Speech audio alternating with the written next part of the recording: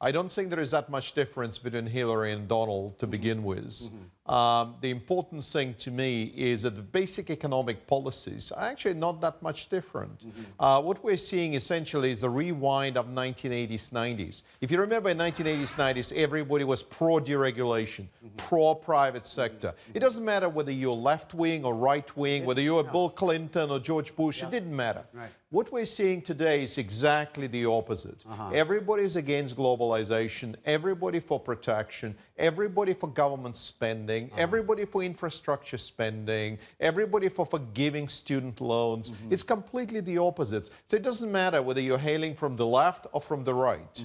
You basically have pretty similar agenda. Yeah, no, I like it too. You know, if I'm going to be paying, 40 cents or 50 cents of my marginal dollars with the government, I'm going to expect them to put me through school. I'm going to expect them to house me. If I'm not housed yet, I'm going to expect them to, make sure that I have enough, electronic debit cards to feed myself. And I'm definitely going to make sure that they pay for my drugs too when I get old and crinkly and need health care. I mean, that's a right, not a privilege. Well, that's the difference between, I guess, baby boomers, X generation, and millennials.